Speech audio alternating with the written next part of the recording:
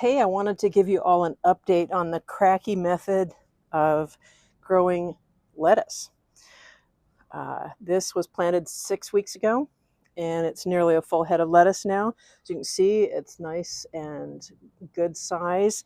So now you can harvest the whole thing and make a salad, or you can trim off just a leaf here and make a taco, lettuce taco, or add it to your sandwich. But listen, a nice crunchy piece of lettuce there. And this is the easiest set it and forget it method of growing food that there is. It's crispy, it's wonderful.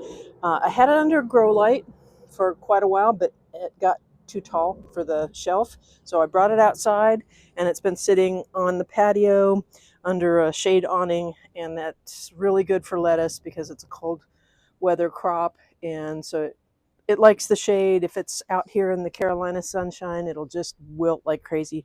So it's a really good setup for that.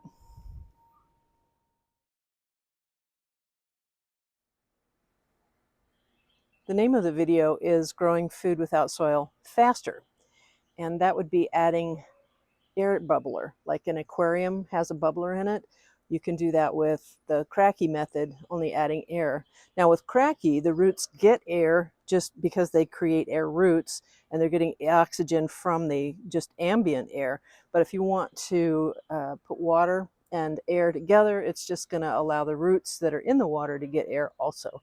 So that makes things grow a little faster. So this is a good setup. These pumps are really inexpensive.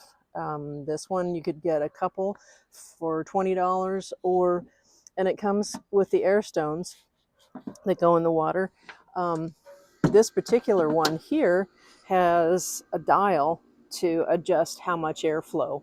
I just leave it wide open, so it doesn't seem to matter that much. And for this, like this tank is going to hold about 6 gallons of water. So you can put 6 heads of lettuce, or I don't know, sweet peppers. You could probably put 1 cabbage would take over the whole thing, things like that. But what you're going to need to do is make a way for the hose to go inside the container.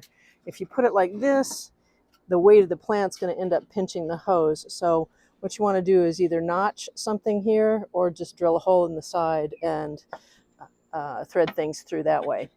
But that is going to give you a way to do actually succession planting. So you could start a couple of heads and then wait 2 weeks, start a couple of more somethings, and wait 3 weeks. And then of course, you get your seeds in there and take apart your grow medium, put it in there, and the water of course is level with the bottom of the net cup, same as the Cracky method, and it will wick the water up. And so this is also pretty much set it and forget it method. The difference is you need power, whereas with Cracky you don't need any electricity. You just need sunshine, water, and nutrients in the water. And this one, if you put the bubbler on there, you just need to be able to plug it in somewhere. So the pond pump is fairly inexpensive, as you can see. You get them online, and my plants did really well by them. These are my sweet peppers, and while they're not completely ripe, you can see that they're very healthy in this setup. You can buy pre-made setups. It has a little tube on the side to see your water level. Comes with the pump and the net cups, actually everything you need to get started except your seeds. And there's no nutrients in the kit, so you'd have to have your own nutrients. I like General Hydroponics because it's a premixed formula. You just add water. You put it in your reservoir per the amount on the instructions on the back. The plants do really well by it. This is squash. If you're going to do squash inside, you just have to hand pollinate. If you want to do more things, you need a larger reservoir. For example, tomatoes, they're going to need its own reservoir. Cabbage is going to get 24 inches wide. They'll need its own reservoirs.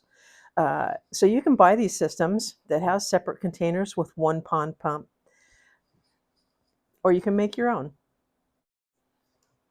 A slight variation on this deep water culture is the float method, where your styrofoam just sits right on top of the water reservoir. You need your air stones, but it's scalable to any size, as you can see. You can put it in a kiddie pool, you can build a tabletop model, or you can build something that feeds your city. Anyway, thanks for watching. Hope you enjoyed.